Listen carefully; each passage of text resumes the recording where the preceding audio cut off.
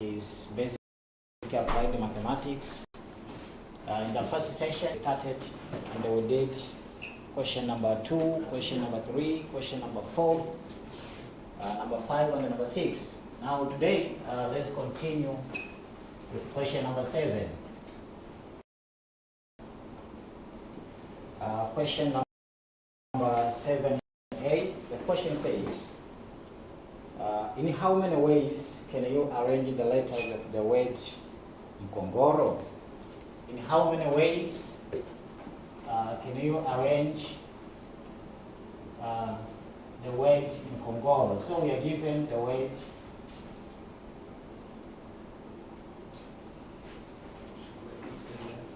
Mkongoro. Now we need to see in how many ways we can arrange this word. So the first case, count how many letters are there. 1, 2, 3, 4, 5, 6, 7, and 8. So any total number of letters equals to 8. Again, check if there are letters which are repeated itself. For example, M is only one, K only one, or we have 1, 2, and 3. Call that R. So R equals to 3. Also we have N, it is 1, G, it is 1, and R also is 1. Now we have a formula.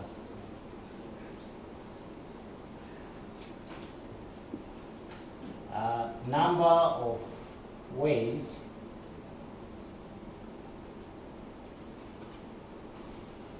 is given by n factorial over r factorial, where n is the total number of letters.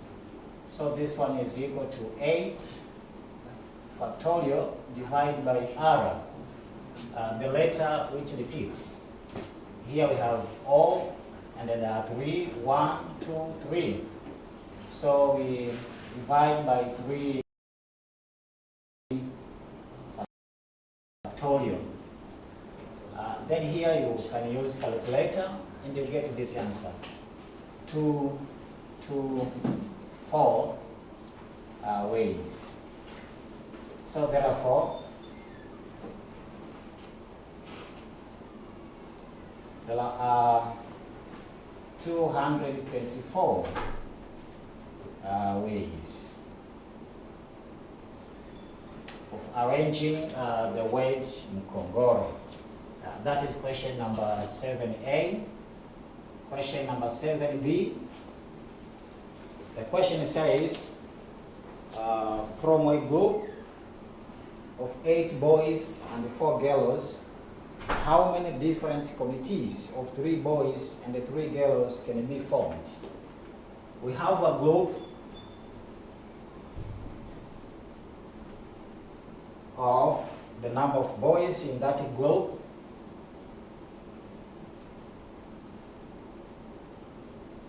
Boys are 8, girls are 4.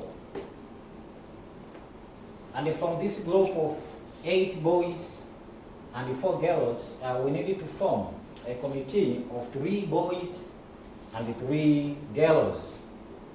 So now we needed to calculate in how many different ways we can form that committee having 3 boys and 4 girls. So to form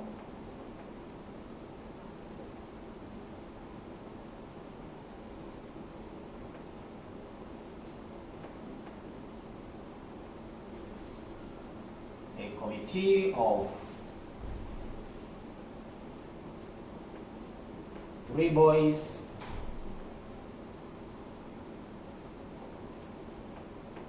and 3 girls, how many ways we can form the committee of 3 boys and 3 girls? Here first, find the number of ways of choosing. This is combination.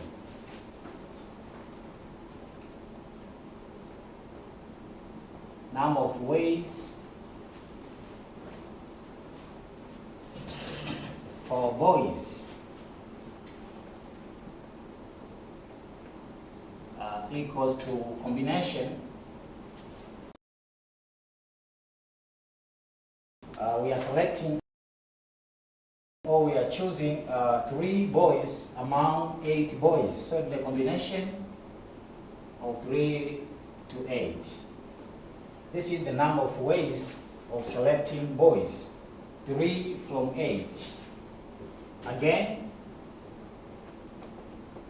a number of ways for girls. For this one, we are choosing 3 girls among 4 girls. So it's the combination of 3 girls among 4 girls. Now, the total number of ways of forming a committee of 3 girls and 3 boys,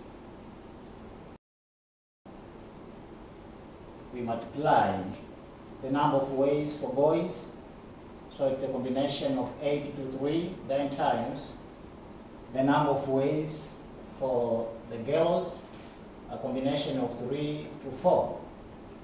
Then you use calculator. Use your calculator to find the number of ways, total number of ways, which is given by the combination of 3 to 8 times combination of 3 to 4. And if you calculate that one, you get this answer.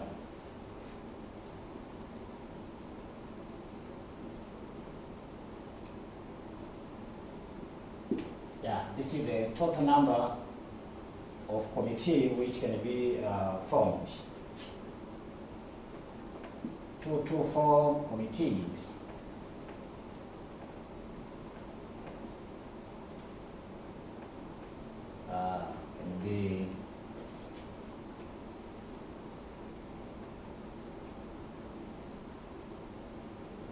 Can be formed.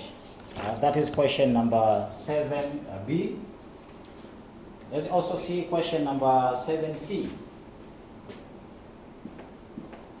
Question number 7C, we have this.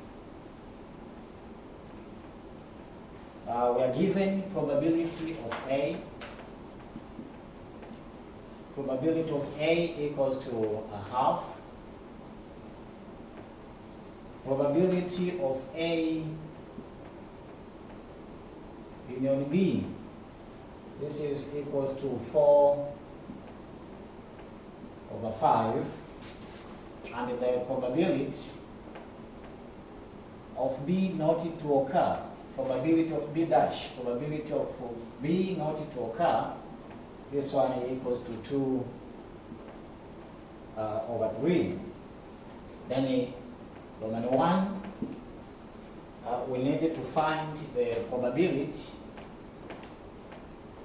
of event A not to occur, intersection event B not to occur. Given probability of A equals to a half, probability of B equals to A union B. I mean, the probability of A union B is equal to 4 over 5, and the probability of B not to occur is equal to 2 over 3. Then Roman 1, calculate the probability of event A not to occur, intersection event B not to occur. Okay, remember from the formula, probability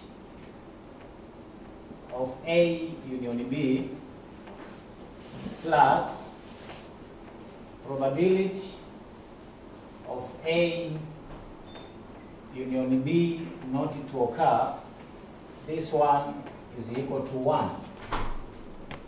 Probability of A union B plus probability of A union B not to occur is equal to 1.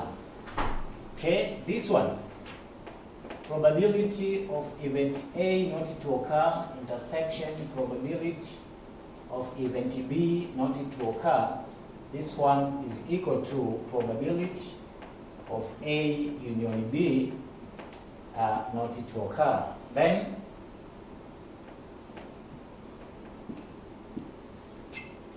we substitute from this formula. Probability of A union B is given a half plus probability now of A union B not to occur, which is the same as probability of event A not to occur intersection event B not to occur. So it's the probability of A not to occur intersection probability of B not to occur. This one is equal to 1. Then take your half to the right side. We're going to have probability of A not to occur intersection probability of B not to occur. This equals to 1 minus a half. 1 minus a half equals to a half. So therefore,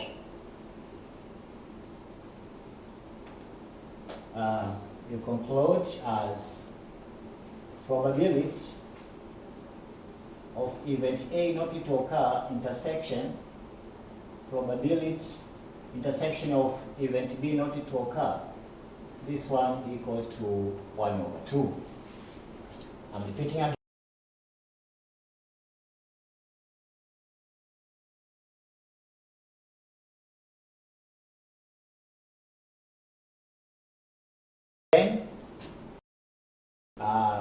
Question number 7C.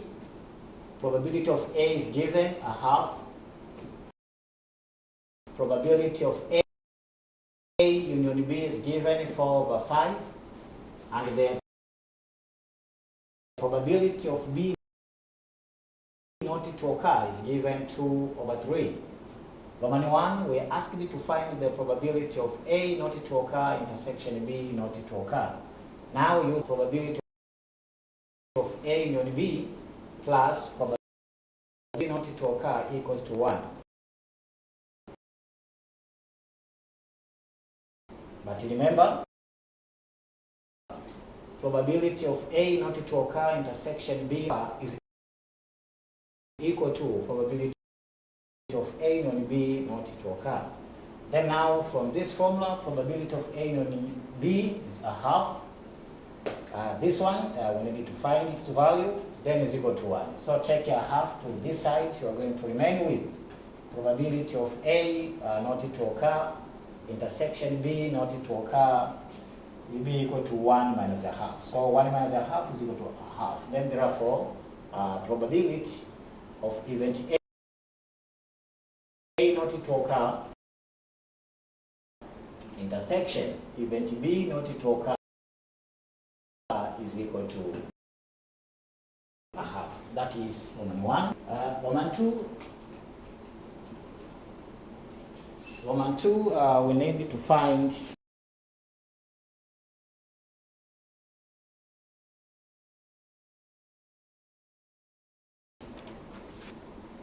probability of B.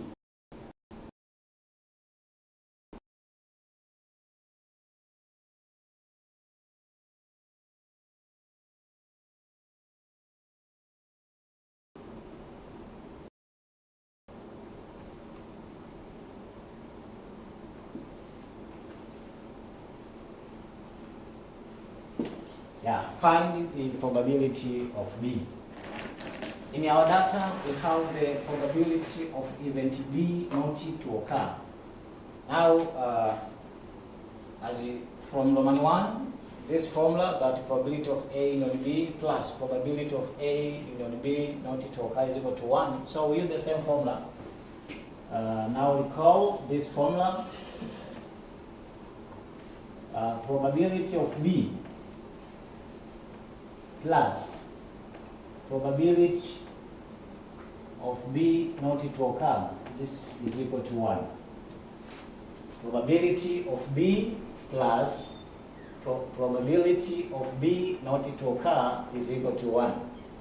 Then in our data, we are given probability of B not to occur. So substitute there.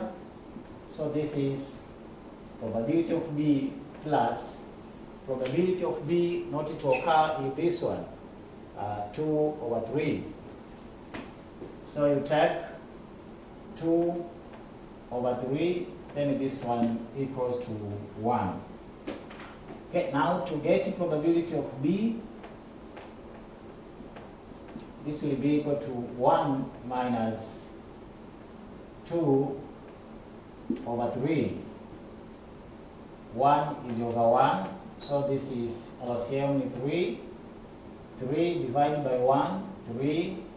Then 3 times 1, we get 3 minus 3 divided by 3, 1 times 2, 2. 3 minus 2, 1. So it is 1/3. Then therefore, probability of B is equal to 1/3. Yeah, this is question number 7. A, just from this arrange, find the number of arrangement of that weight, use that formula. B, you have a group of 8 boys and 4 girls. Now we need to form a committee of 3 boys and 3 girls. It's combination. So number of ways for boys, it is this one, 3 to 8. Number of ways for girls, it is 3 to 4. Total number of ways, we multiply the number of ways of boys and number of ways of girls. Then we get that answer. C, we have this probability of A, 1/2. Probability of B union A union B, 4/5. And the probability of B not to occur, 2/3. Roman 1, we are asked to find the value of probability of A not to occur intersection B not to occur. The formula used is this one, probability of A union B plus probability of A union B complement equals to 1. But remember, probability of A not to occur intersection probability of B not to occur is equal to probability of A union B not to occur. So the probability of A union B, it is 4/5. This one here, 4/5. Then plus probability of A not to occur intersection probability of B not to occur equals to 1. So when you're rearranging, we take 1 minus 4/5. Okay, 1 is over 1, LCM will be 5, so 5 minus 4, it will be 1/5 here. Yeah, then conclude as probability of event A not to occur intersection event B not to occur equals to 1/5. Okay, question number 8.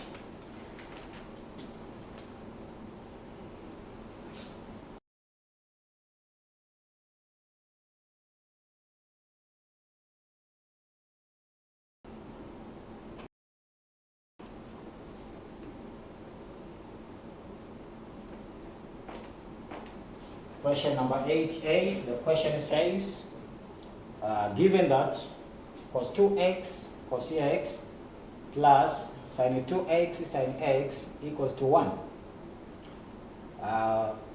X ranges from 0 to 360 degrees. Now determine the values of x. So it's a trigonometric function. We are given this cos 2x cos x plus sin 2x sin x. This one is equal to 1. Then we need to find the values of x.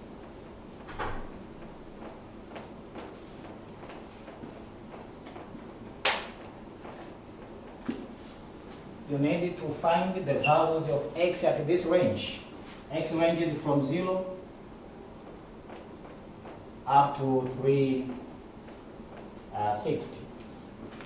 Find the values of x from this equation. Cos 2x cos x plus sin 2x sin x equals to 1. We need to find the values of x in this range from 0 to 360. Okay, now take this one. Cos 2x cos x plus sin 2x sin x, this one equals to 1. Now using the concept of trigonometric function, cos 2x cos x plus sin 2x sin x equals to 1. We call this the compound angle of cosine. Cos of A minus B. This one equals to cos A cos B plus sin A sin B. From this concept that cos A minus B is equal to cos A cos B plus sin A sin B. Then now for this one, cos 2x cos x plus sin 2x sin x. Now we can see there A is equal to 2x, B is equal to x. Then this one, cos 2x cos x plus sin 2x sin x. This one equals to cos of A minus B, in which A is equal to 2x and B equals to x. So this is the same as 2x minus x. Now cos 2x cos x plus sin 2x sin x, by using this concept compound angle, cos of A minus B equals to cos A cos B plus sin A sin B. Then A is equal to 2x, B is equal to x. Now cos 2x cos x plus sin 2x sin x, 2x minus.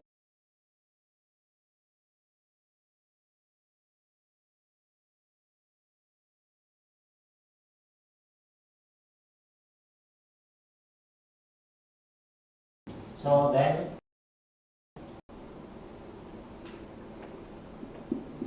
we replace this one, cos 2x cos x plus sin 2x sin x as cos of 2x minus x. So now the equation changed to this, cos of 2x minus x equals to 1. 2x minus x cos x will be equal to 1. Find the value of x. Cos x will be equal to cos inverse of 1. Now, by using a calculator, find the cos inverse. Find the cos inverse of 1. Cos inverse of 1 will be equal to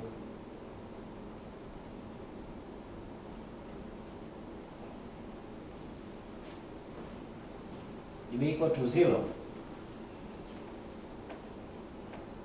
This one here. Yeah, take your calculator, then write cos inverse of 1.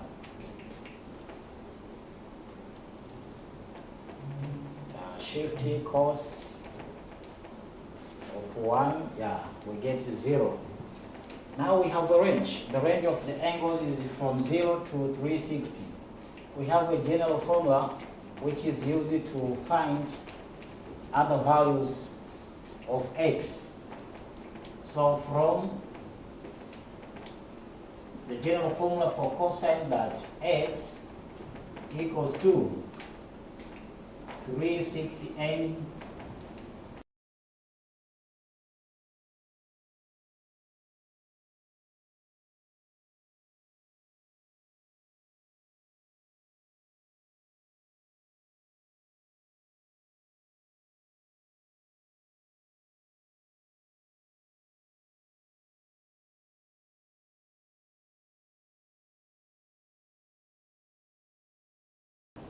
plus or minus. This is a general formula for cosine which is used to find different angles. Alpha is the initial value of x, which is 0. So substitute here 0.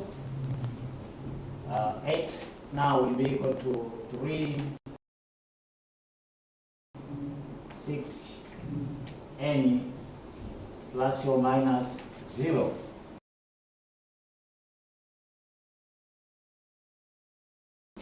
Which is x equals to 360 degrees n. Now starting n is equal to 0, n is equal to 1, n is equal to 2, we'll get different values of x. So when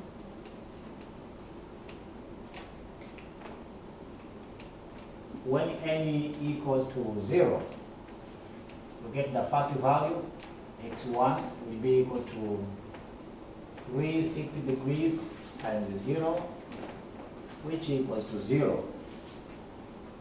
Again, when n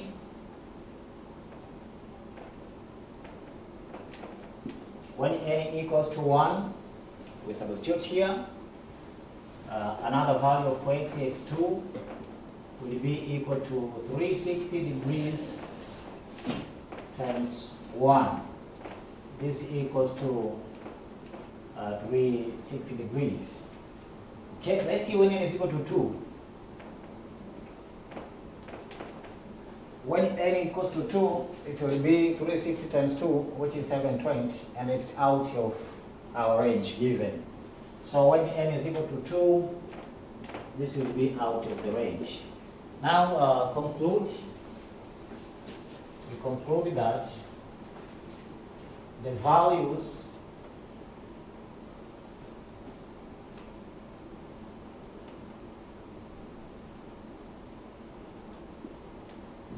of x are, so the first one is 0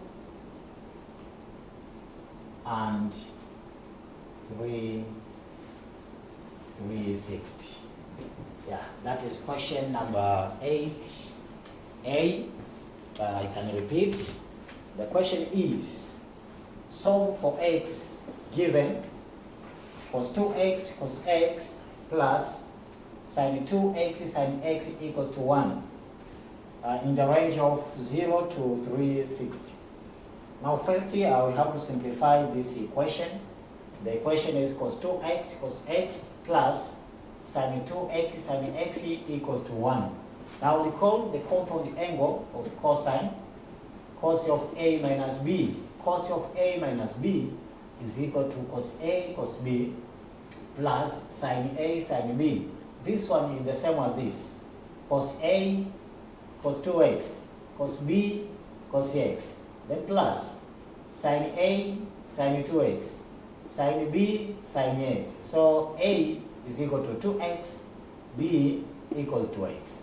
Now our equation cos 2x cos x plus sin 2x sin x will be equal to cos in bracket 2x minus x, which is A minus B, which is cos x is equal to 1, then x will be equal to cos inverse of 1. Solving for x, we get 0. This is the initial value. In the general formula, it is alpha. Now x will be equal to 360 degrees times n, because alpha is equal to 0. When n is equal to 0, the first value of x is 0. When n is equal to 1, the second value of x will be 360. But when n is equal to 2, if we substitute here, it will be 360 times 2, which is 720, and it is out of this range. So then, our values of x are 0 and 360. That is question number 8. Question number 8A. Let's see question number 8B.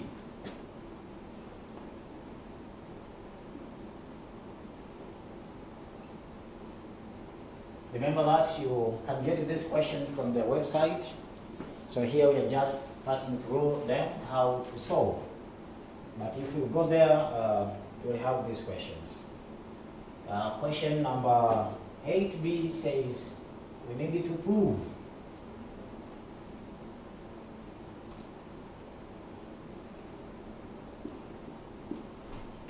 that 1 plus sine theta over 1 minus sine theta, this one equals to sec of theta plus tan of theta, then square. Prove that 1 plus the sine of theta over 1 minus sine of theta equals to, in bracket, sec of theta plus tan of theta, then squared. Okay, now consider the left hand side. Consider left hand side, which is 1 plus sine of theta over 1 minus sine of theta. We can observe the right part, the denominator is 1, so 1 minus sine of theta is not there. Now rationalize the denominator. Since it's not there, let us rationalize it. 1 plus sine of theta times, we change the sign, 1 minus sine, then we multiply up and down by 1 sine of theta. Then divide by 1 minus sine theta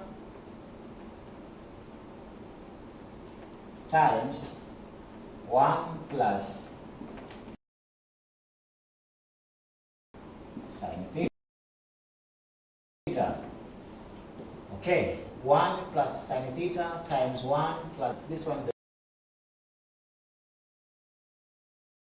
the same as 1 plus sine theta square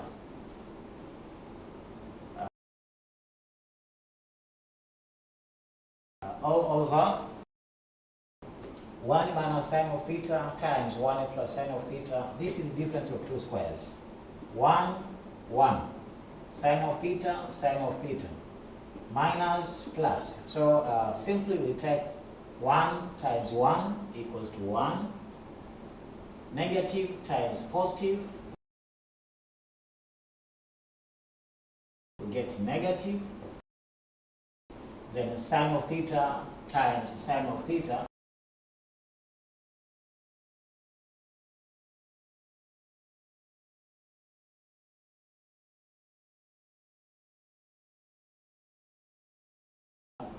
we get sine squared theta. Okay, continue. This bracket 1 plus sine of theta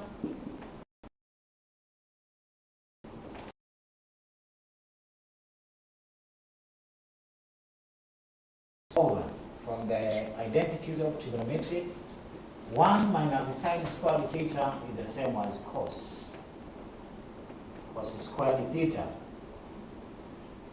which is the same as 1 plus sine theta square over cos squared theta is the same as cos of theta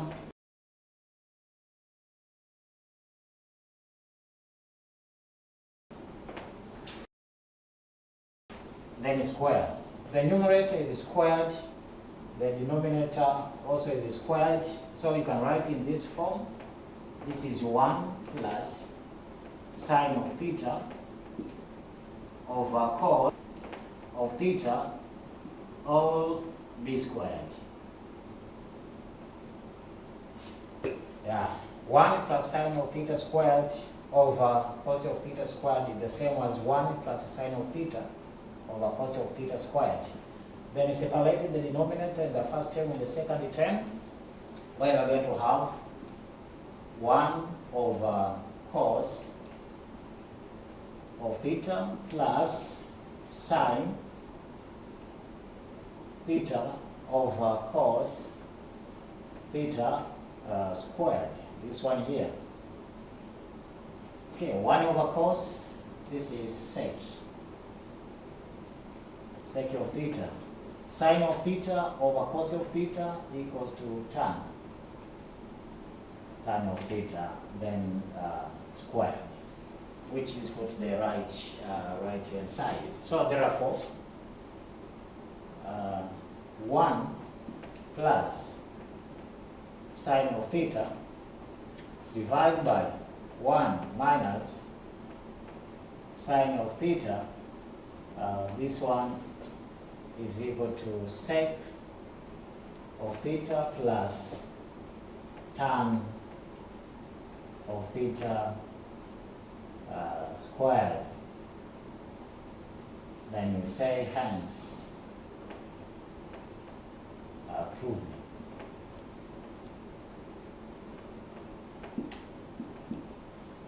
Okay, let's just repeat again. The question is prove that 1 plus sine of theta over 1 minus sine of theta equals to sec of theta plus tan of theta then squared. Consider left hand side. Left hand side is 1 plus sine of theta over 1 minus sine of theta. Now rationalize the denominator. Multiply up and down by 1 plus sine of theta, which is this one, 1 plus sine of theta times 1 plus sine of theta over 1 minus sine of theta times 1 plus sine of theta. 1 plus sine of theta times 1 plus sine of theta is the same as 1 plus sine of theta then square. But the denominator 1 minus sine of theta times 1 plus sine of theta, it's the difference of two squares, which is 1 minus sine squared theta. 1 minus sine squared theta is equal to cos squared theta. Okay, square, then combine it together. It is 1 plus sine of theta over cos of theta then squared. Separate the denominator in each term, which will be 1 over cos plus sine of theta over cos of theta then squared. 1 over cos of theta is equal to sec of theta.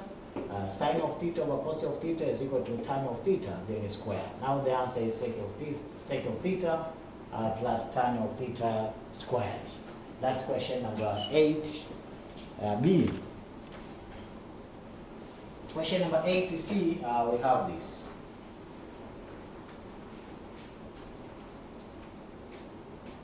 We are given a triangle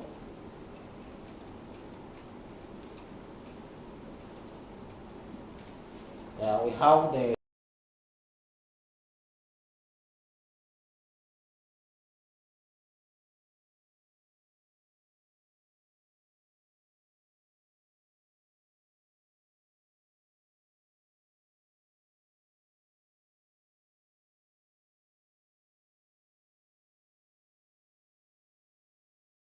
triangle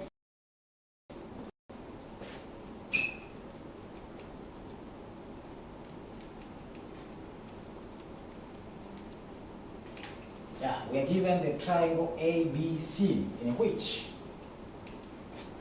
angle B is equal to 39 degrees. Also angle C is equal to 82. That one. Side A is 6.73 centimeter. Then we need to find the value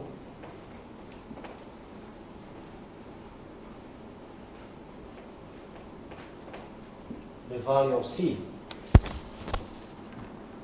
We are given a triangle ABC in which angle A is equal to 39 degrees, angle C is equal to 82 degrees, side A is equal to 6.73 centimeters.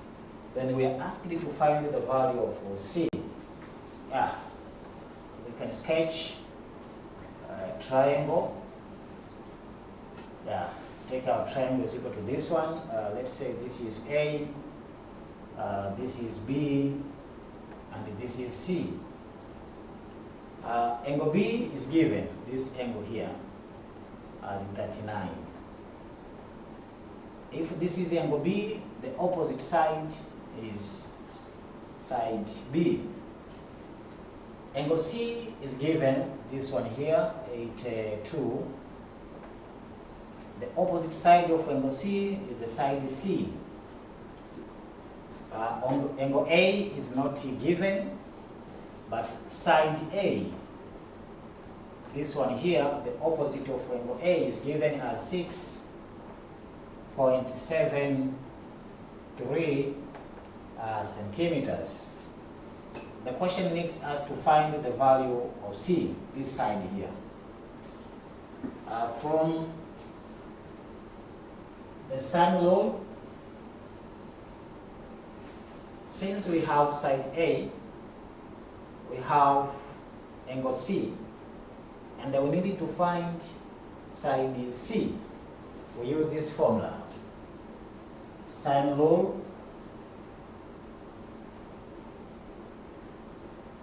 which says sine of angle A divided by side A, this one is equal to sine of angle B divided by side B, this one equals to sine of angle C divided by side C. Now in our data, take sine A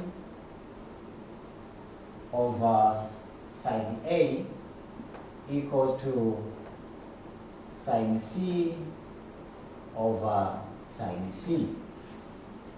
Okay, this is a triangle ABC. The sum of interior angles is 180. Now we need to find the value of angle A. So to get angle A, we consider this in a triangle, angle A plus angle B plus angle C. This one is equal to 180 degrees. Sum of the interior angles of a triangle is equal to 180. Now angle A is not given, we need its value, plus angle B is given as 39, plus angle C is given as 82. This one equals to 180. Adding 39 and 82, angle A plus, if we calculate by using just your calculator, you'll get 59.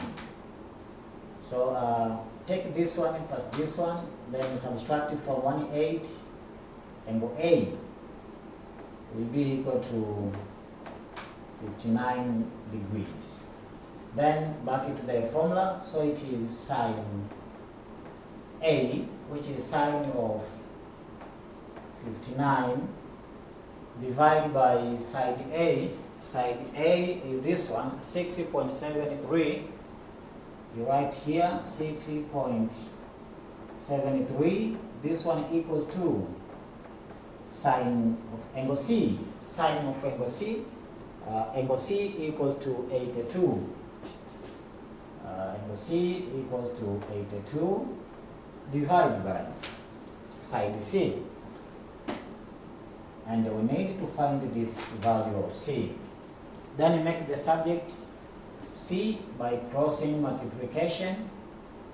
C will be equal to this one times this one divided by that one. 6.73 times by sine of 82 degrees, then divided by sine of 59 degrees.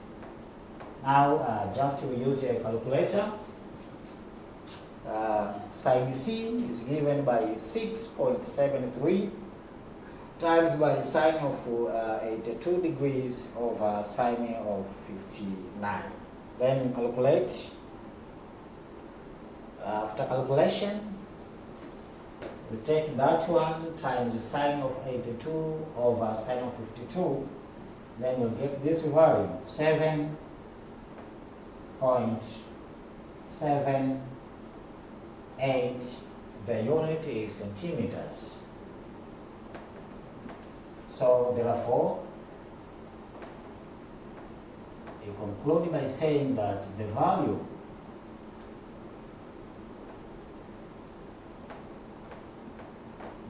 of C is equal to 7.78 centimeters.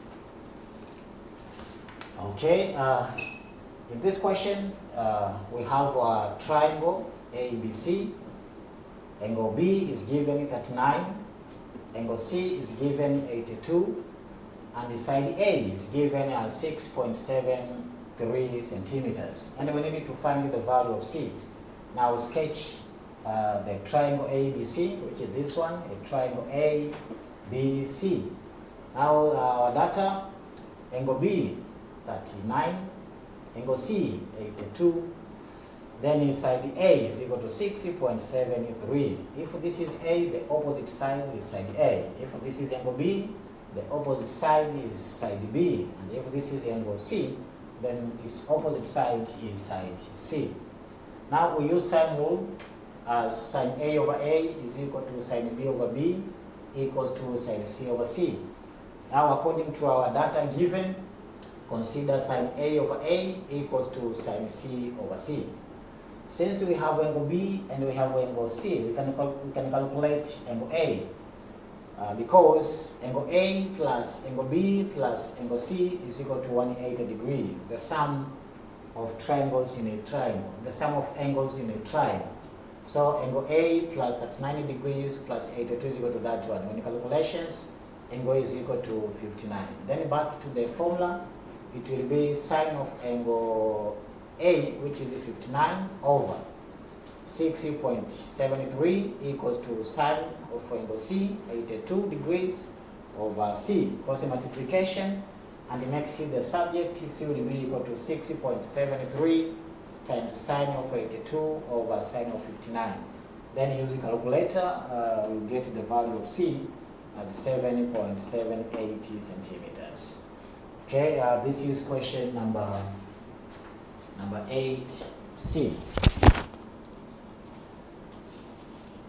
Okay, yeah, let's continue. Question number 9.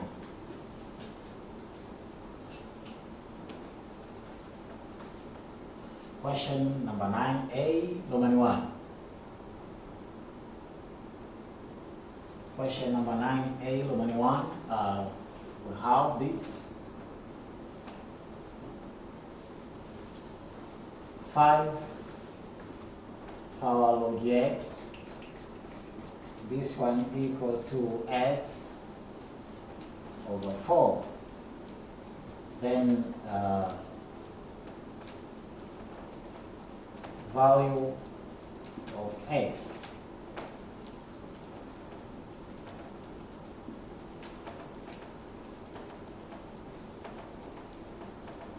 Yeah, required. The question is this: 5 power log x is equal to x over 4. Then find the value of x. Don't worry, as I said, the questions are from our website, so go there. And now 5 power log x equals to x over 4. To find the value of x, first let maybe a equals to log x. Let this one a equals to log x. And remember, log x is the same as log x over base 10. Yeah, log x is the same as log x but 10. Now change this one into exponential. A equals to log x base 10 into exponential form. We take the number which is x equals to the base power exponent. This is equation number 1. But also from the original,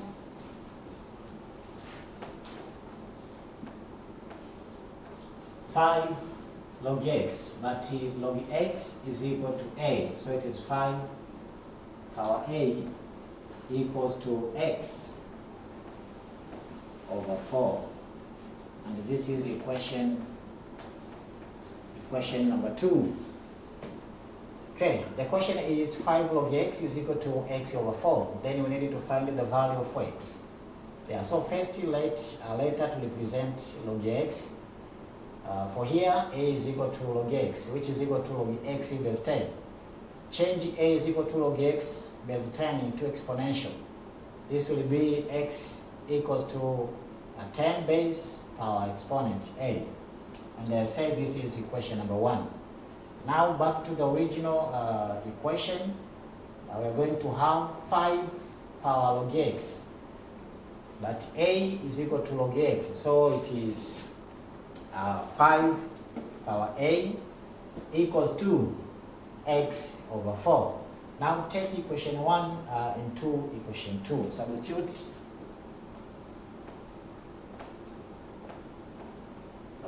1 into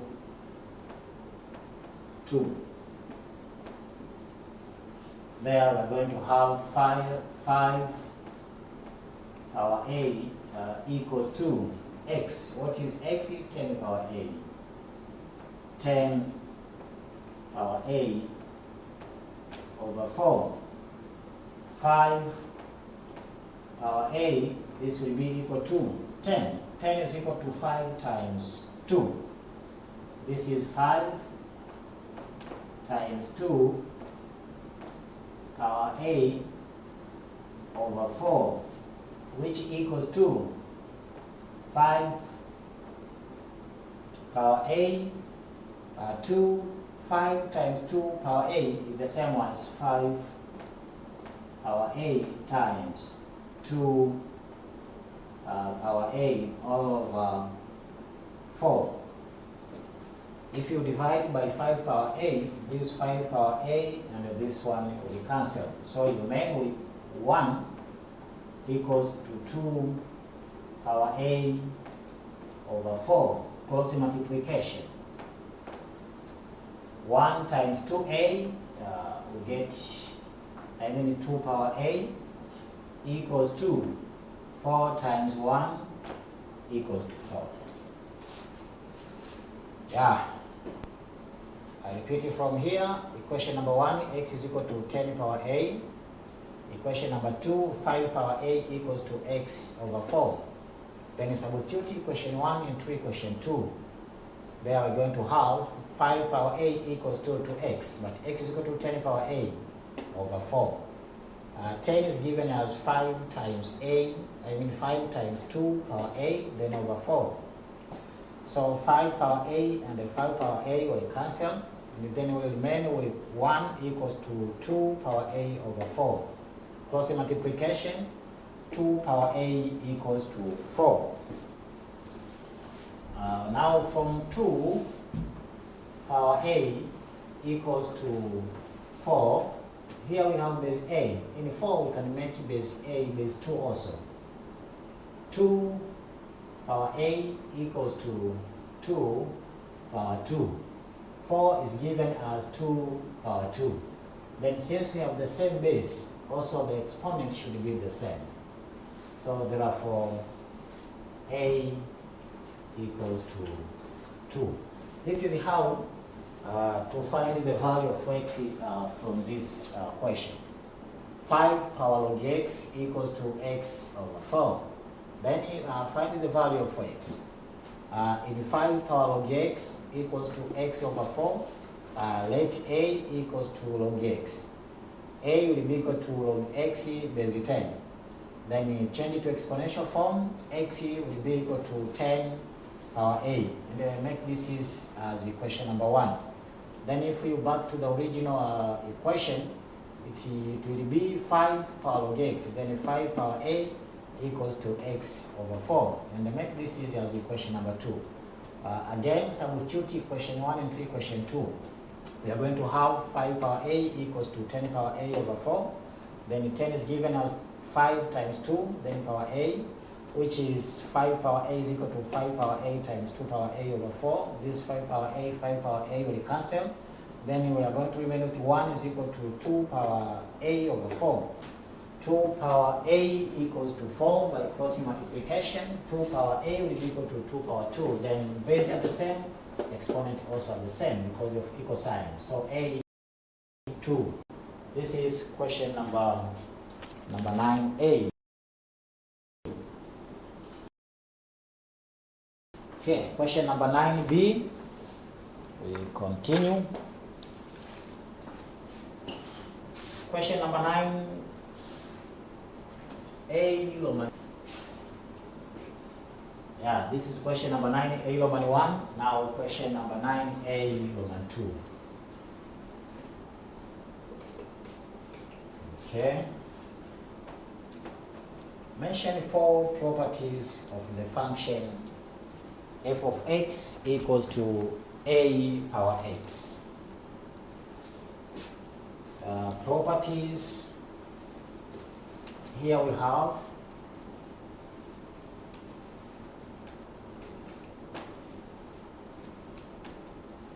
we are given the function f of x equals to a power x. Then we are asked to mention, any 4 properties of that function.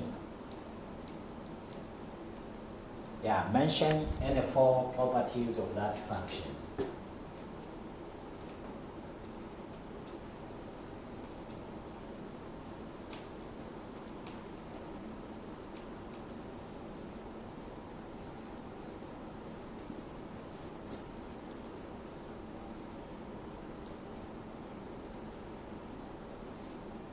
Yeah, 4 properties of a function f of x equals to a power x. It is exponential function.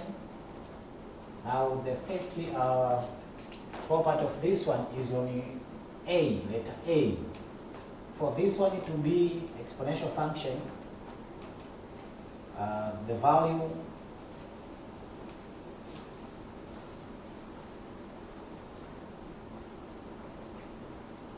of a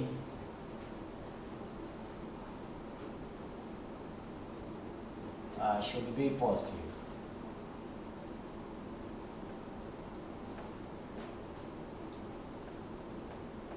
Yeah, so this is the property number 1, that the value of a, letter a, this one here, should be positive, means greater than 0.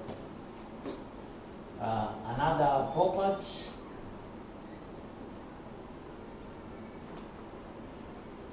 the value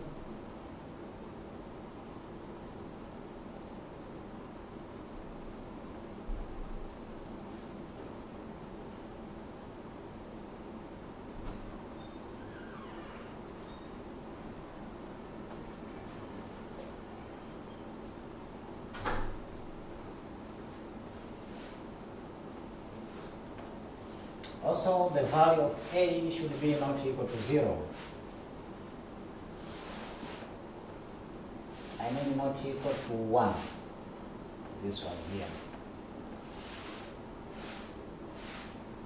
Another property for the exponential function, the domain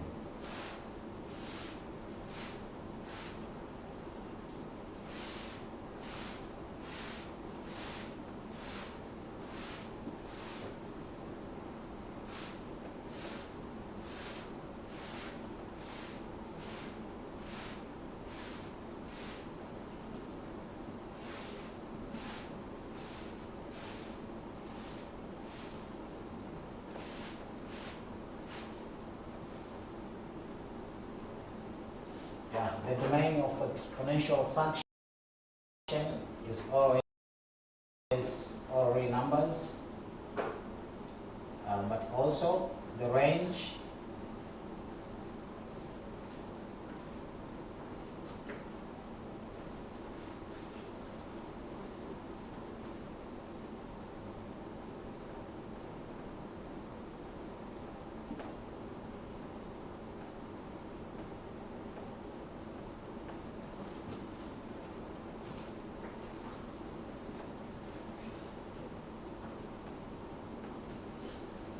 range values of y such that y is greater than 0. Okay, 1, 2, 3, 4. There are many properties of exponential function. F of x equals to a power x, but these are some. You can add more, like the x-axis,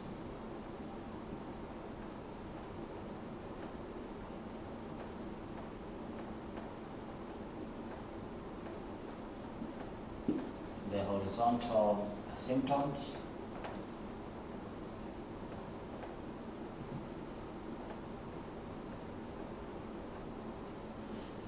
horizontal asymptote is the horizontal line in which the curve does not touch. So horizontal asymptote y is equal to 0. The horizontal asymptote of the exponential function f of x is equal to a power x with the x-axis where y equals to 0. But also this function is increasing. The function f of x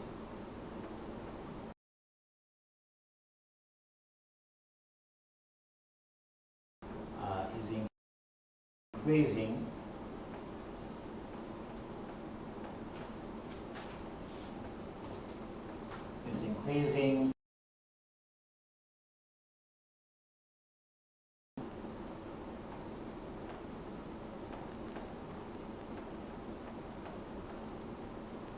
as x increases when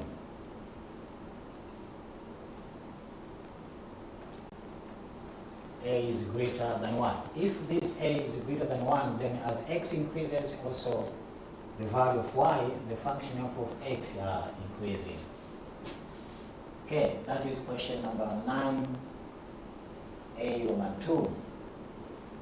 When we come to the question number 9b.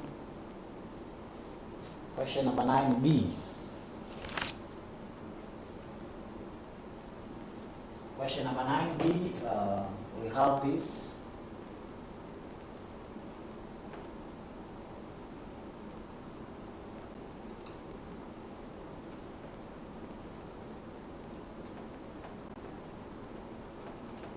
We are given the function f of x equals to 3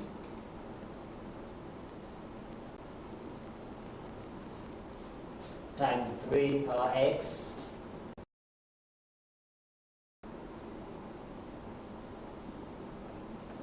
and g of x equals to log of x with 3. Given f of x equals to 3 times 3 power x and g of x is equal to log x with 3, then we need the graph.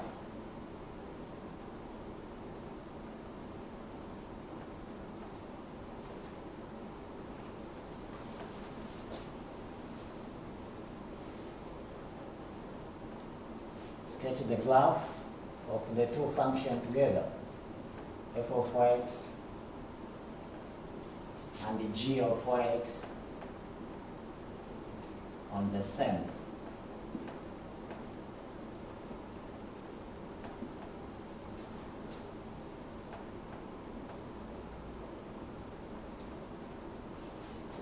Okay, the function f of x equals to 3, in bracket 3 power x is the exponential function.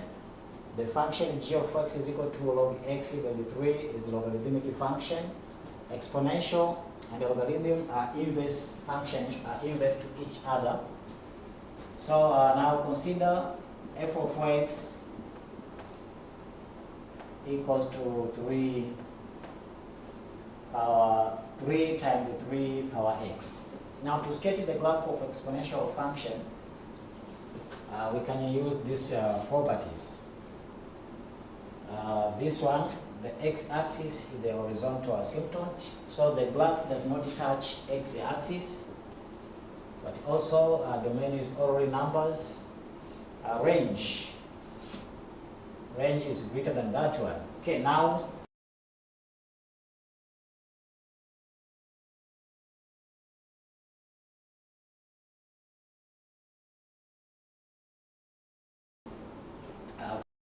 find y is equal to 3 power x. Find the y-intercept.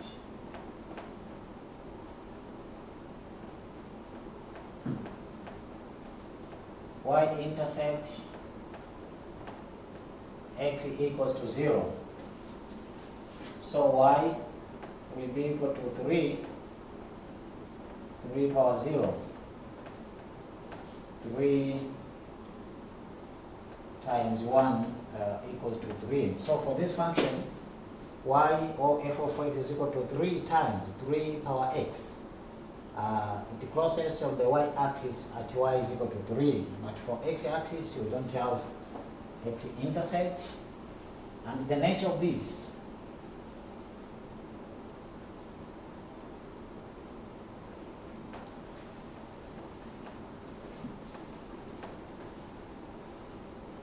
this is y, this is x.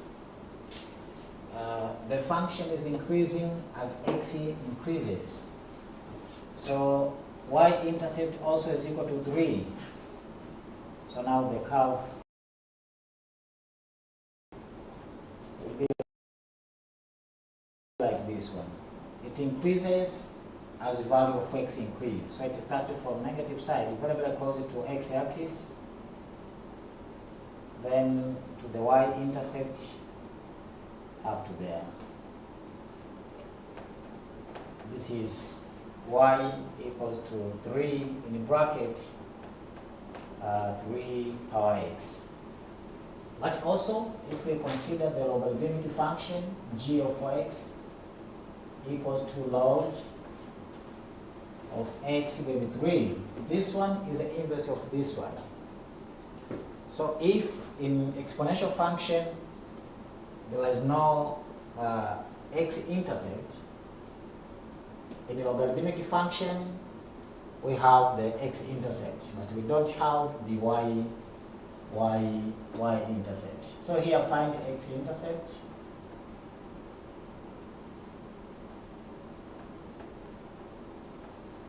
X-intercept, here y equals to 0, y equals to log of x with 3. Now put y 0, this is log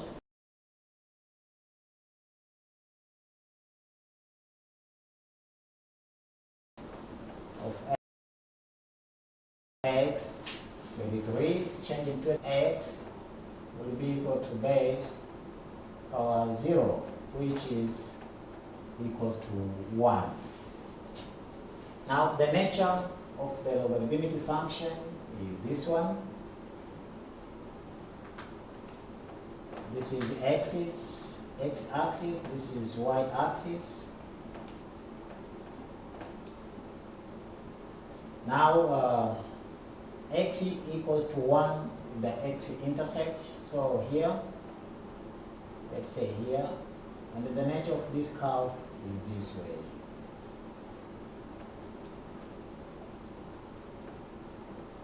This is y equals to log of x with 3. Now combine the two.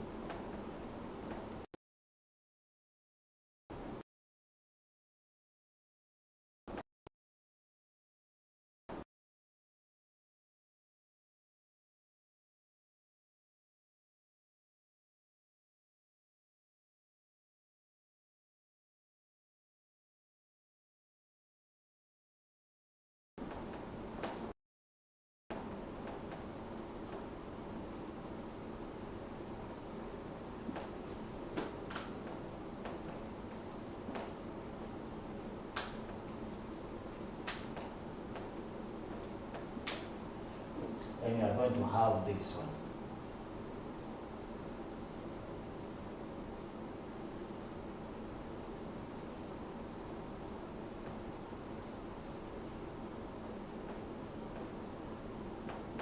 This is x-axis and this is y-axis.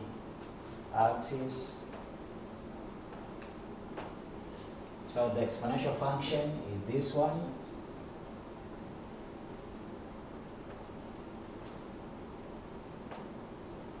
And the logarithmic function is this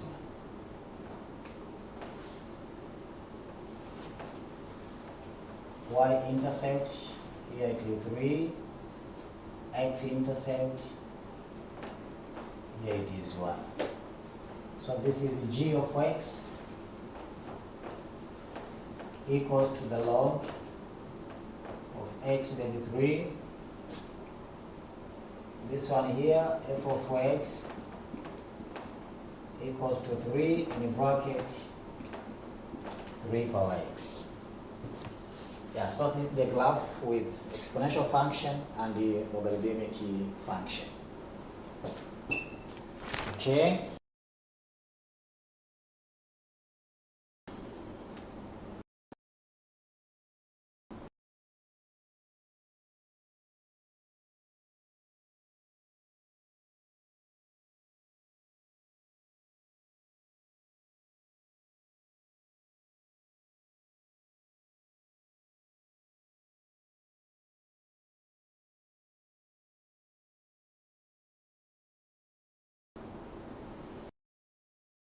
And the question number 9C.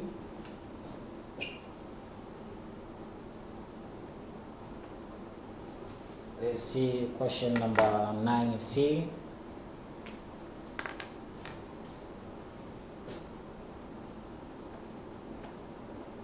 Yeah, the question says, a rod of iron is heated in a forge to a temperature of 1080 degrees of centigrade. The rod is then plugged in buckets of chiller water with a temperature of 25 degrees of centigrade. After 25 seconds, the temperature of the iron rod drops to 82.5 degree of centigrade. Find the cooling rate for this iron rod in water. This is Newton's law of cooling. What we have, initial temperature of the rod, initial temperature, let's say theta naught. This one is equal to this one, 1080 degree of centigrade. That is the initial temperature. Okay, the rod then time t equals to 25 seconds.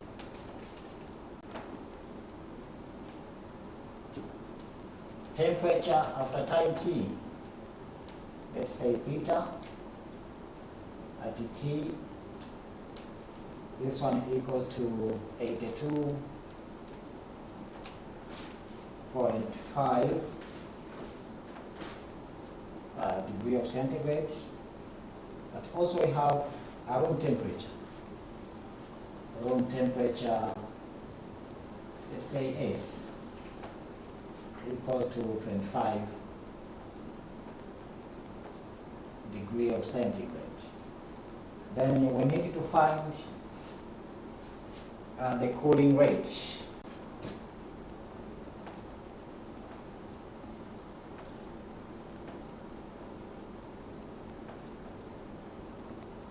Cooling rate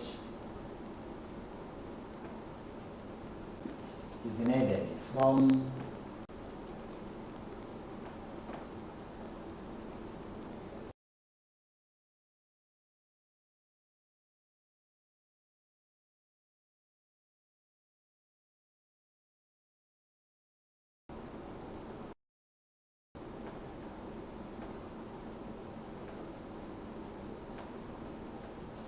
Newton's law of cooling.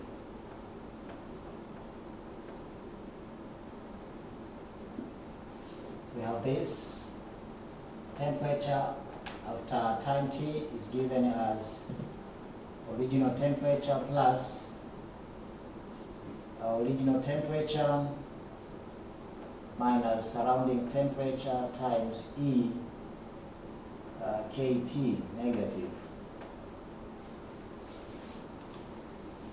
Yeah, the data we have the original temperature, this one, at which time t is equal to 25 seconds, and the temperature after 25 seconds is equal to 82.5. Surrounding temperature is equal to 25. Now we need to find the cooling rate, which is K. Cooling rate is needed. Now substitute it to the formula. Temperature at time t is equal to initial temperature, in the bracket, initial temperature minus surrounding temperature times e power negative kT. So there we need the value of K. So substitute your data. Substitute the given data.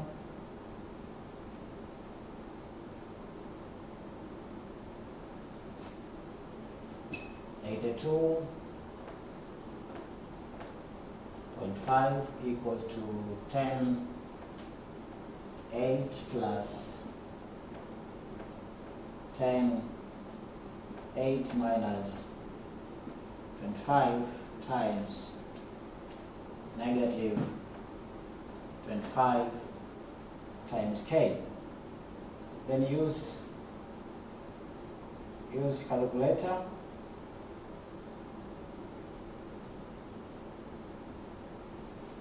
Or if you can make K the subject from this one here, or substitute this data, 82.5 equals to 10,008 plus in the bracket 10,008 minus 25 times e power negative 25k. If we use a calculator, the value of k will be equal to this. Solve in your calculator. It will be 0.1164 per second. So therefore,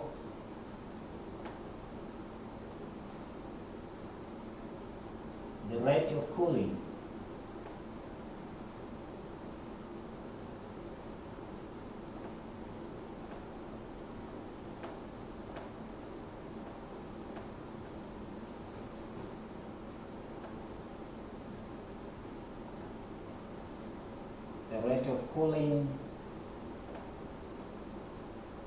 is 0.1164 per second. Yeah, that is question number 9 is C. Okay, question number 10.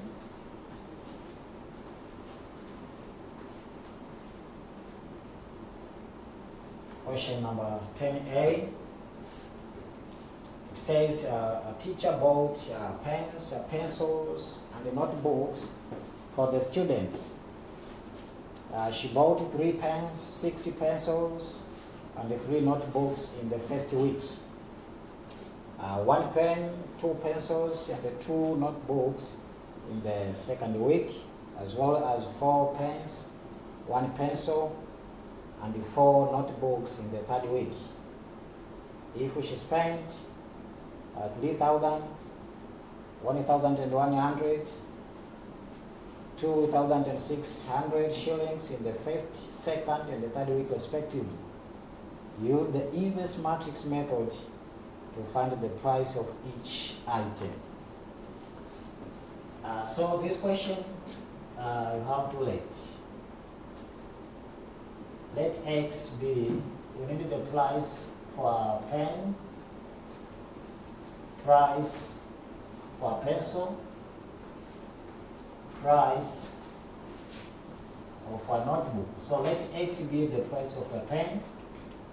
Again, Y be the price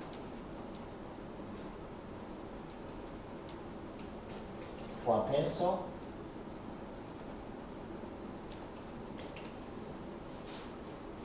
And Z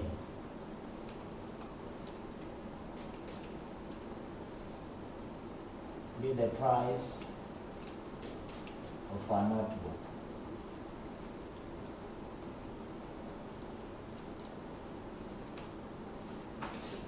Yeah, let X be the price of a pen, Y be the price of a pencil, and Z be the price of a notebook. Now from this statement, we need to formulate the equations. And now if we take in the first week, a teacher bought 3 pencils. You take 3 pens, 3 times the cost or the price of 1 pen. If you take 3 times X, again, plus pencils, the total number of pencils in the first week is 60 times its price, which is Y. Then plus, in that first week, 3 notebooks. The price for 1 notebook is equal to Z. 3Z. Here you get the total number of amount used in the first week. 3 pens times X, the price for pens. 60 times Y, the price for the pencils. And 3 times Z, the price for notebooks. They are the total amount used in the first week, or 3,000. So this is question number 1. Again, in the second week, a teacher bought 1 pen. So it is 1 times the price, so it is X, plus 2 pencils. It is 2 times the price, 2Y, plus again 2 notebooks times the price is Z. Now in the second week, she used this amount, 1,100. This is equation number 2. And the third week, she bought 4 pens. So it's 4 times X, the price, the cost for pens. 1 pencil, it is 1 times Y, we get Y, plus 4 notebooks. So plus 4Z. Now here we'll get the amount used, which is 2,000. And that one. Yeah, this is equation number 3.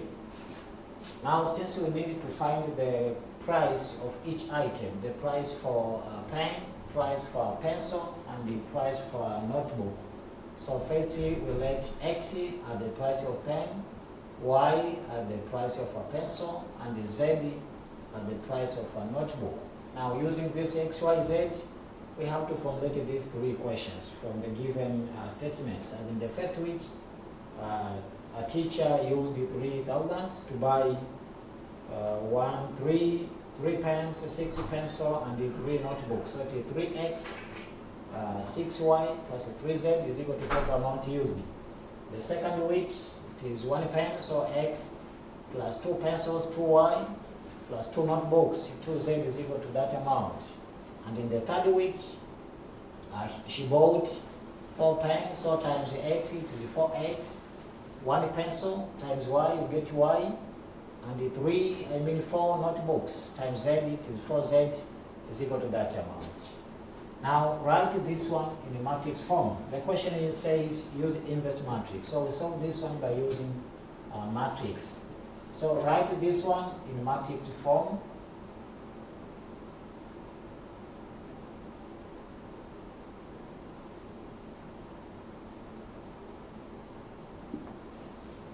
in matrix form, we take the coefficients of x, y, and z. So the first row it is 3, 6, 3. The second row 1, 2, 2. Third row 4, 1, 4. Then be in a curved bracket, then times the variables x, the coefficients x, here y, and here z, equals to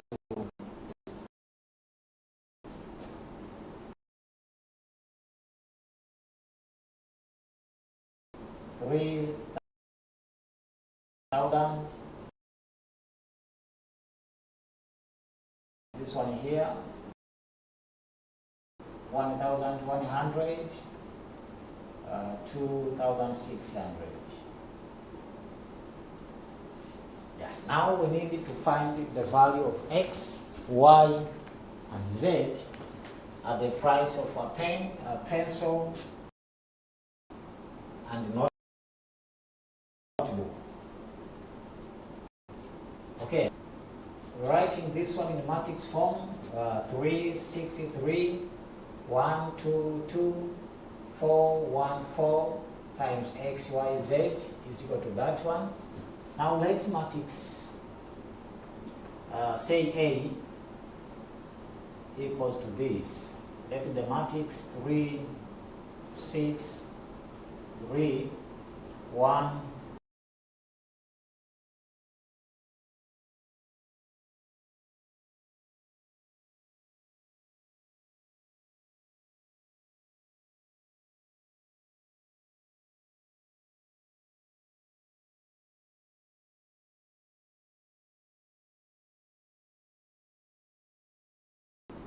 2, 2, 4, 1, 4 equals to A. Let this matrix equals to A. But the first case, find the determinant. Yeah, determinant, use the first row, keep 3 constant, then cancel its row and its column, will remain with the 2 by 2 matrix, 2, 2, 1, 4. We minus letter 6, cancel its row and its column. This one and this one remain with 1, 2, 4, 4. Then plus number 3, the column and its row, this one and this one. Then you 1, 2, 4, 1. So this will be 3. Now find the determinant of 2 by 2 matrix 8. You take it 2 times 4 minus 1 times 2. So it is 8 minus 2, 6. Minus 6, 4 minus 8, negative 4, plus the 3, it is 8 minus 1, 7. Then if you calculate this one, you'll get the determinant. Now use the calculator, finding the determinant. Here it is 1 minus 8, negative 7, this one here. Yeah, you take 1 times 1 minus 4 times 2. So using a calculator, 3 times 8, 18, negative, negative, it is positive, so it is 18 plus 24 minus 21. You will get 21. So the determinant is equal to 21. Next, we find the minus.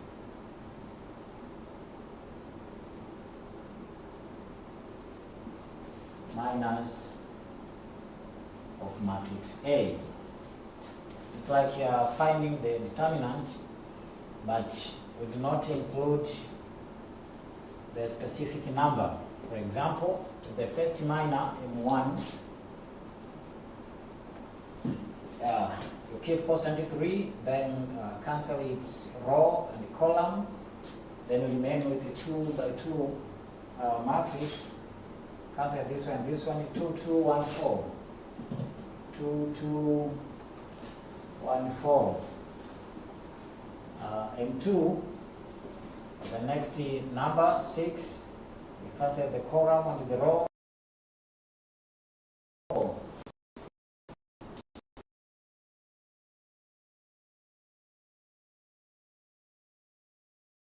1, 2,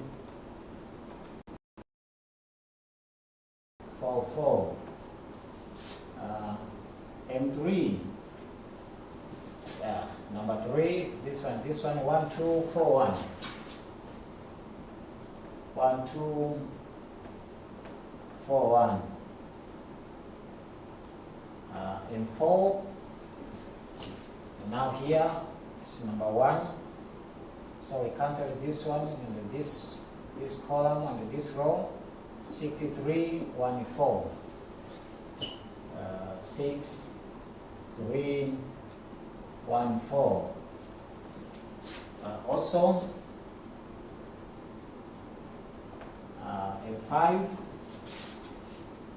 M5, number 2, this one here, cancel its row and its column. 3, 3, 4, 4. 3, 3, 4, 4.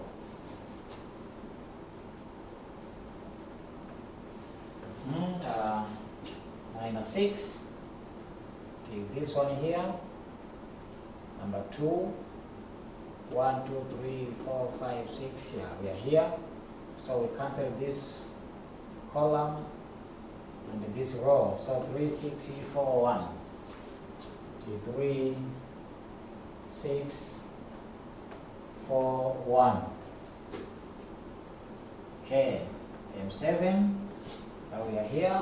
Number 4, cancel this column and this row. 6, 3, 2, 2.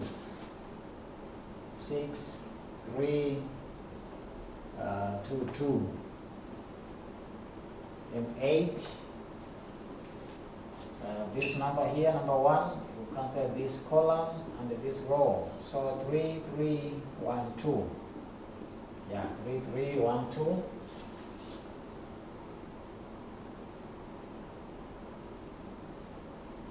Yeah, the last one, M9.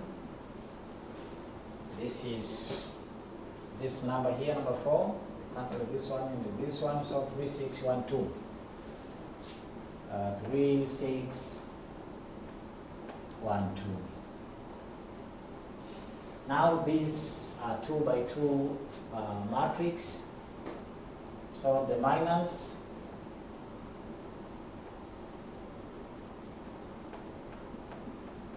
of A is this one. You take 2 times 4 minus 1 times 2, 8 minus 2, 6. Number 2, 4 minus 8, negative 4. 1 minus 8, negative 7. 24 minus 3, 21. 12 minus 12, 0. 3 minus 24, negative 21.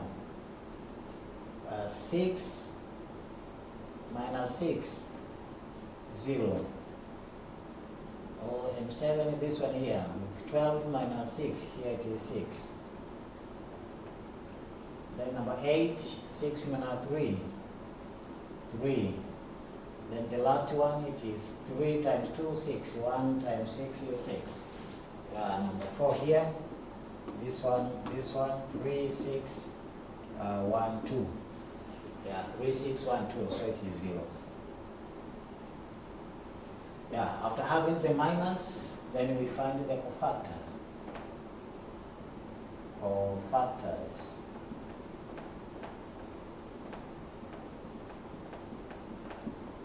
matrix A.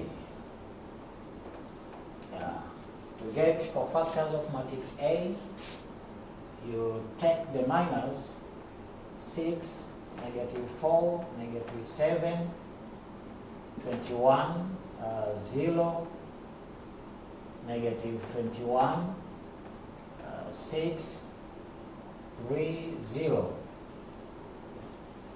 times by this sign, plus, minus, plus, minus, plus, minus, plus, minus, plus.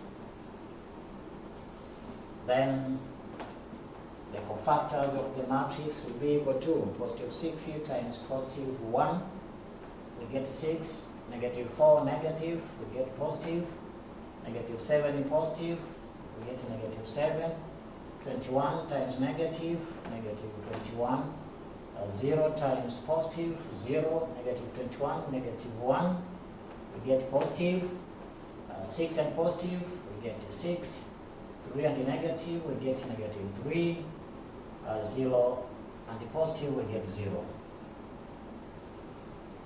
Yeah, these are cofactors of given matrix A.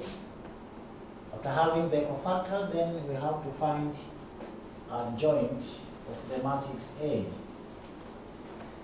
Adjoint of matrix A, which equals to A cofactors, then power T. We do transposition of the cofactors of matrix A to change rows into columns and the columns into rows. So adjoint of the matrix A, this will be equal to AC, then in T. We change the rows into columns and the columns into rows. So the first row is this one, 64, -7. It's row, now we change as to be the column. So 6, 4, -7. Again we have the second row, -21, 0, +21. I'll write it as a column.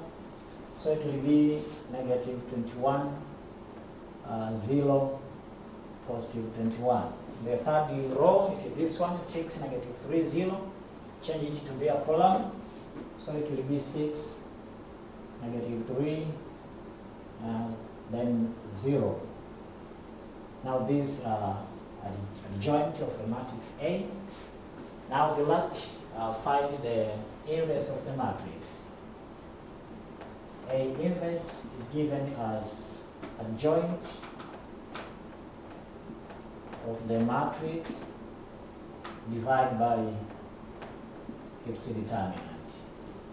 So inverse of matrix A, this is 1/21, the determinant, then times by adjoint of matrix is 6, -21, 6. It is 4, 0, -3, then -7, 21, 0. Then inverse of the matrix A is equal to 6/21, -1, 6/21,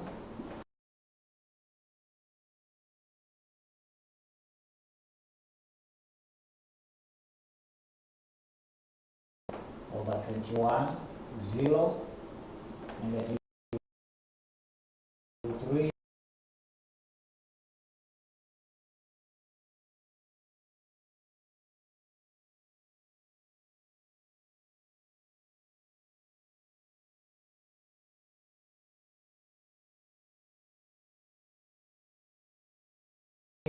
over 21, -7/21, +1, then 0.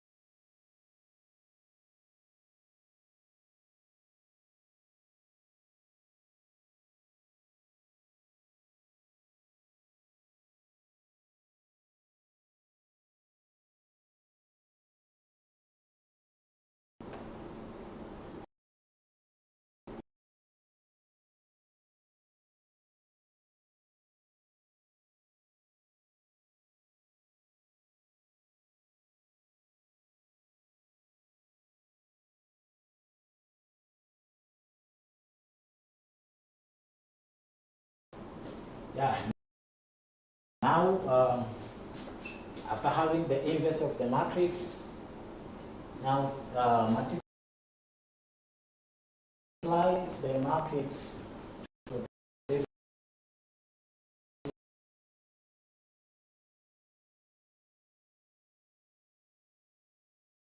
equation in the matrix form. Say this is equation number 1. So take or multiply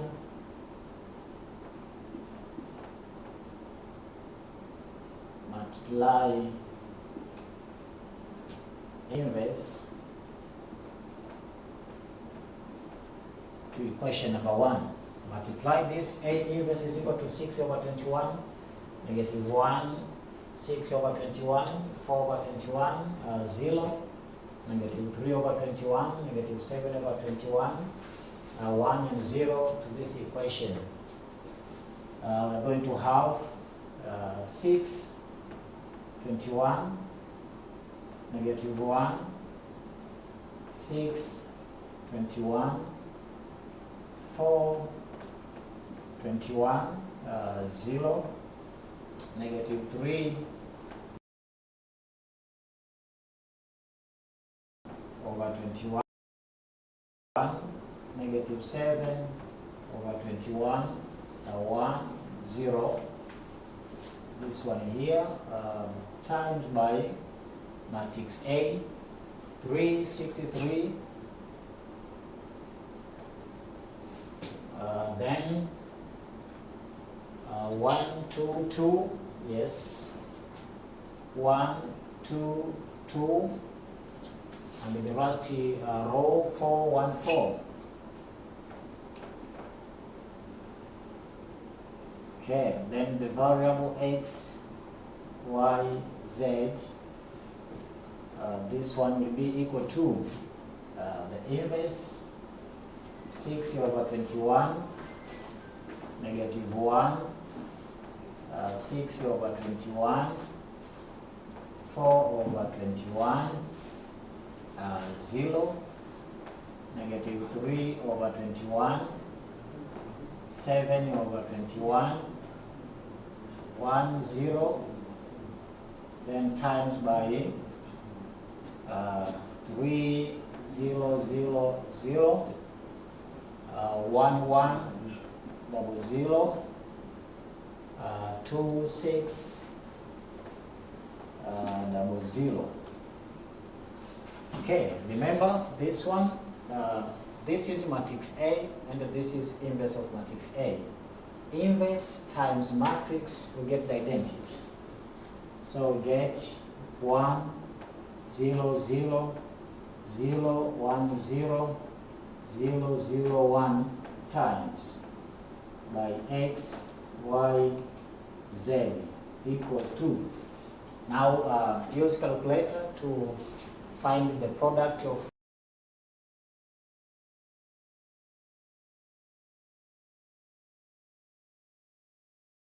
this one. If you calculate using a calculator, you will get this.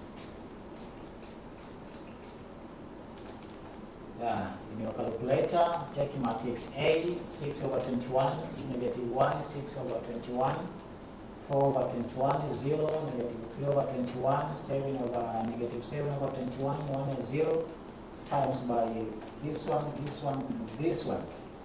Then in the calculator, you get this. After calculating that one, put matrix A, it is 3 by 3 matrix. Matrix B, this one, 3 by 1. So if you calculate, you get 500, 200, and 100.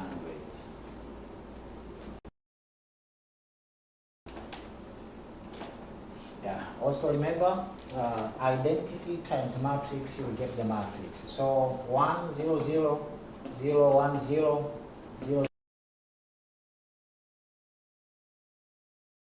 0, 1 times x, y, z. There we get x, y, z. So XYZ, this one equals to 5, 100, 200, and the 100.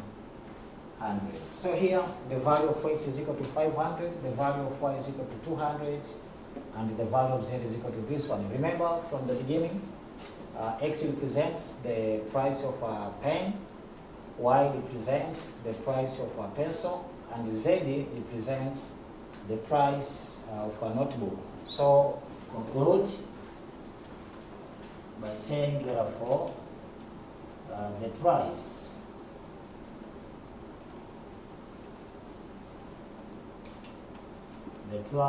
of pen is equal to 500 shillings. Pencil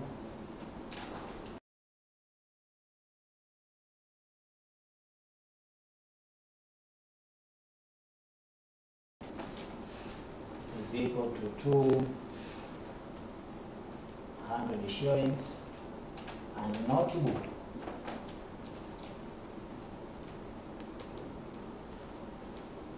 is equal to 100 shillings. So this is question number 10A. Then the last question, number 10B. Question number 10B is a linear programming program. The question says, in your workshop, each carpenter makes chairs and tables. Carpenter 1 is limited to 10 days a month, where carpenter 2 is limited to 15 days a month. The following table shows the duration of time it takes to manufacture a chair and a table, and the profit on each item. So consider the given table.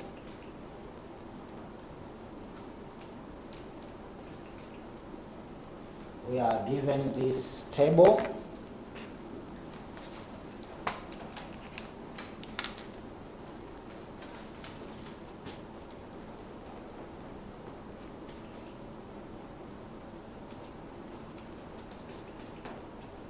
Yeah, we have carpenter 1,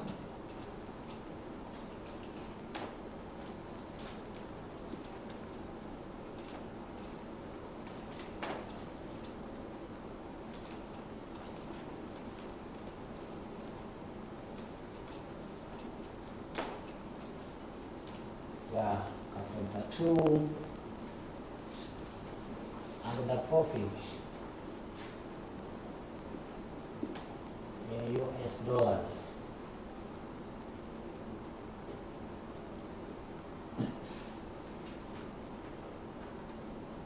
Then we have a chair and table here.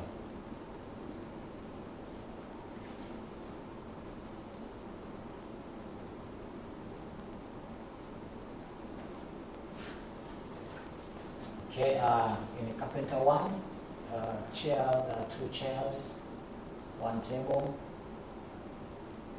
In carpenter 2, 1 chair, 3 tables. The profit here 30, and here 45. Then Roman 1. The question says, taking X and Y to be the number of chairs and tables each carpenter should make, write down 4 inequalities involving X and Y. So Roman 1, we have to write the inequalities. Inequalities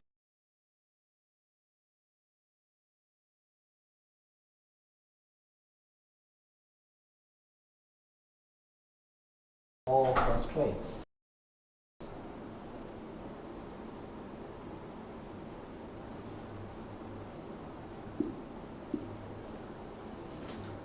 Okay. So first we use the time, total number of time in carpenter 1, 10 days a month, and then carpenter 2, 15 days a month. So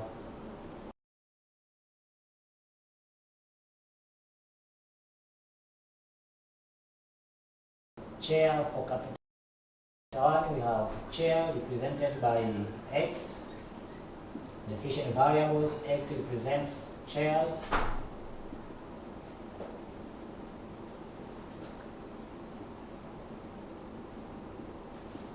Y represents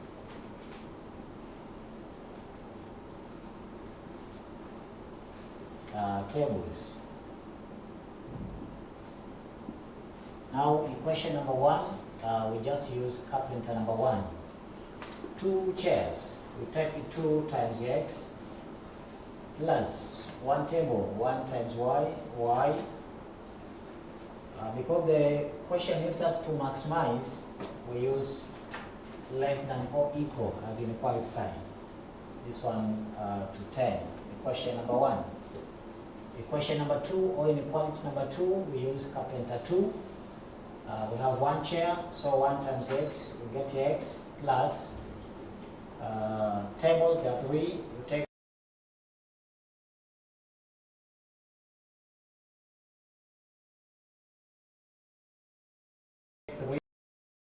times y, then less than or equal to the number of days, which is 15. This is equation number 2. But we need 4 inequalities. The other 2 are called non-negative inequalities or constraints, whereby we fix x to be greater than or equal to 0. This is equation number 3, and also y to be greater than or equal to 0. And this is equation number 4. So the 4 inequalities are this one: 2x plus y is less than or equal to 10, x plus 3y less than or equal to 15, x greater than or equal to 0, and y greater than or equal to 0. Number 2, that is Roman 1. Roman 2, find the number of chairs and tables each carpenter should make in a month so as to maximize the income. So here we need to find the number of chairs,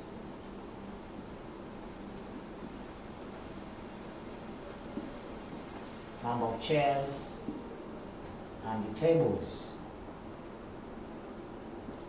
These are needed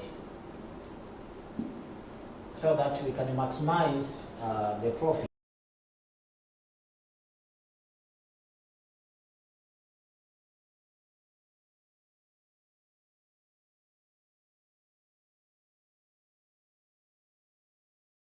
So write the objective function.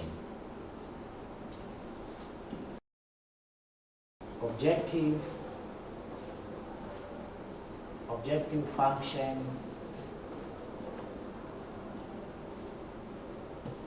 is, because it is for maximization, so you write maximize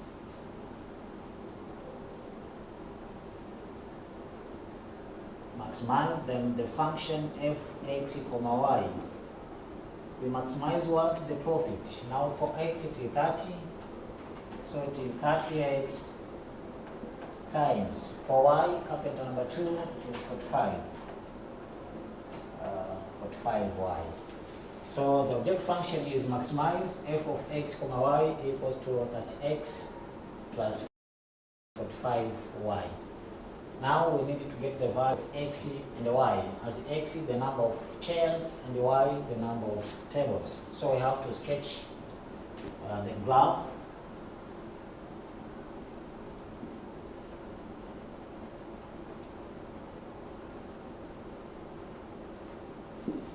We use equation number 1, equation number 2, 3, and 4. So 2x plus y less than or equal to 10, make a table of value. 2x plus y, this will be equal to 10.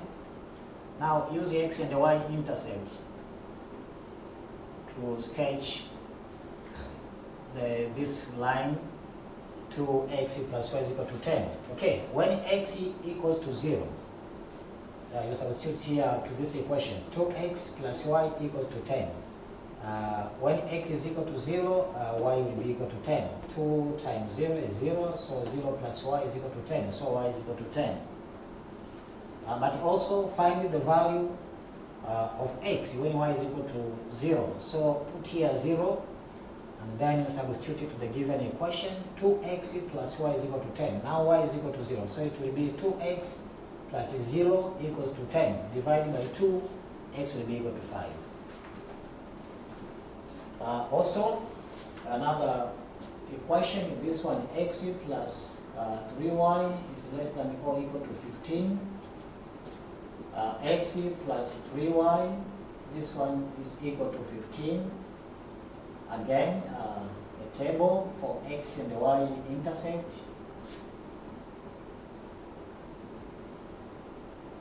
Yeah, this is x, this is y. X-intercept is the value of x when y is equal to 0. Y-intercept is the value of y when x is equal to 0. So when x is equal to 0, what will be the value of y? When x is 0 here, we remain with 3y is equal to 15. Divided by 3, y will be equal to 5. Again, find the x-intercept, the value of x when y is equal to 0. So right here 0, then we solve for x. Y 0, x will be equal to 15. Now we use these points from table number 1 and table number 2 to draw or to sketch the graph.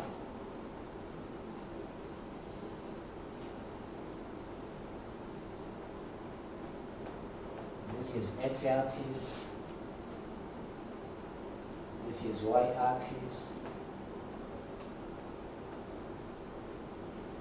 Okay. Just here, the points 0 to 10, 5, 0, 0, 5, 15, 0. Now, just write the number here,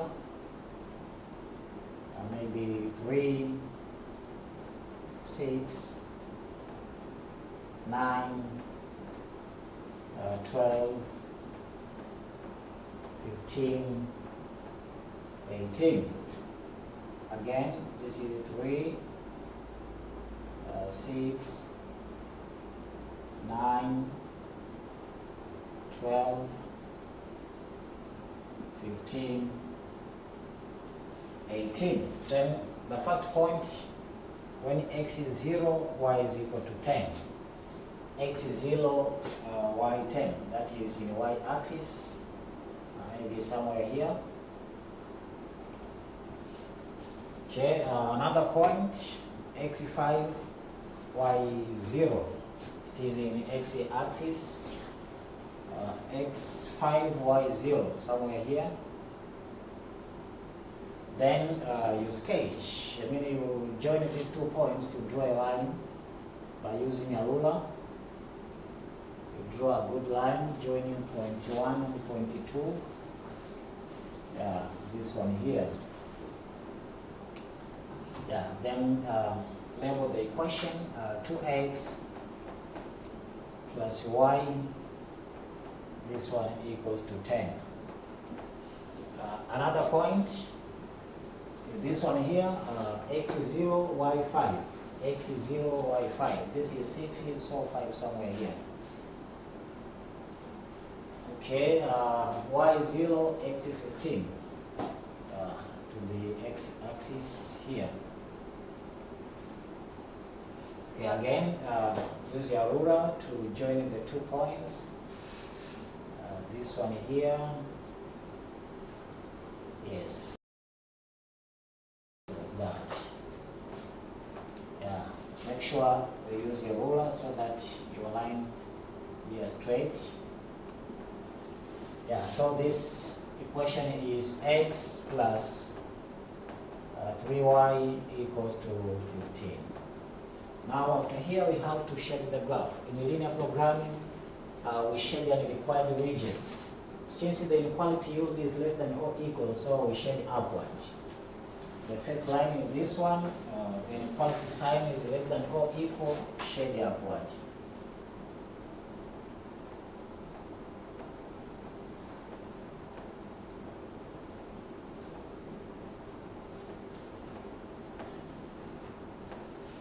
Okay, again, this one will shade upward.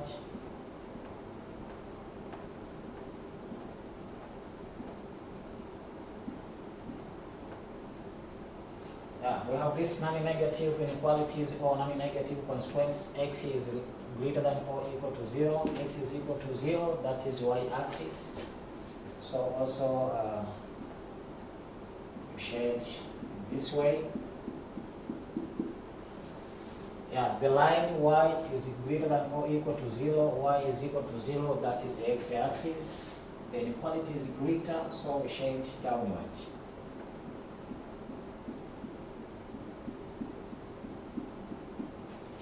After there, now we have a region which is not shaded. This one is called this region. And the region we get corner points.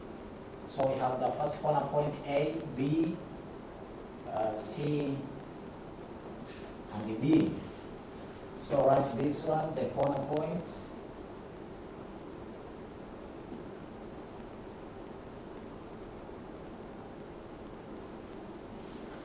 Point number A, this one here, it is y5, x is 0, so it is 0, 5. Point B is at the original 0, 0. Point C, this one here, x5, y 0.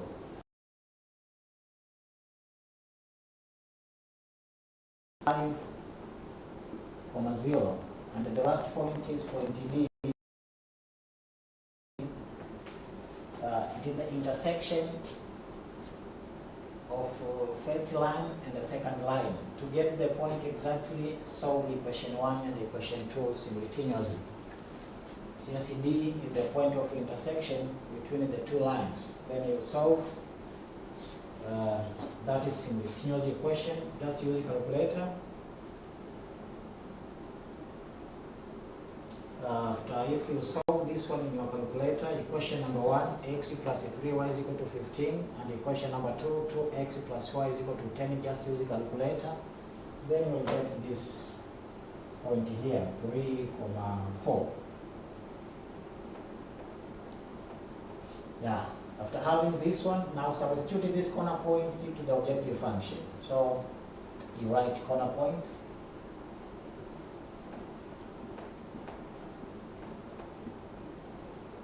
And here the objective function f of x, y equals to 30 x plus 45y.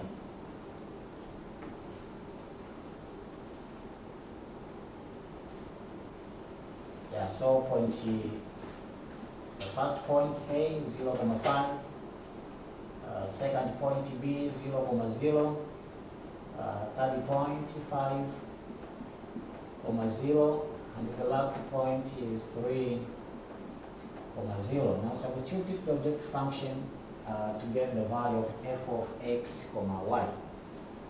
Okay, now to be simple, write this function in your calculator. Write y equals to 30x plus 45y. Then you calculate, you put the value of x is 0, equal sign, again click calculate. It allows you to put the value of y, and then you get the answer. So when x is equal to 0, the substitute here will be 0, y 5, you get this value here. 2 to 5. This is US dollar. 0, 0, it is 0, x is 0, y is 0, you get 0. C 5, 0, x is 5, then y is 0. If you substitute there, you get 150 US dollar. And the last one, 3, 4. X is 3, so 30 times 3, then plus y4 times 45 times 4. You'll get this value here, 270. Yeah, after there, we have to find the optimal point. The optimal point is the point which gives the required value. In our program, we are finding the maximum value. We are to maximize the profit. Now, among these, 225, 0, 150, 270, the maximum is this one, 270 US dollar. Now, the optimal point is point D, which is 3,4. Now, because the question was to find the number of chairs and the number of tables, 3 is the value of x, and remember x represents the number of chairs. 4 is the value of y, and y here represents the number of tables. So therefore, we conclude as to maximize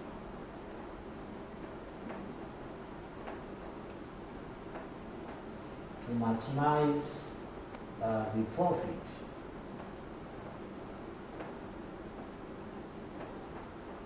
Yeah, 3 chairs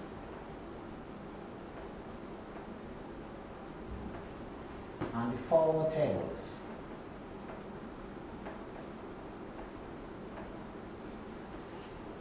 Should be made.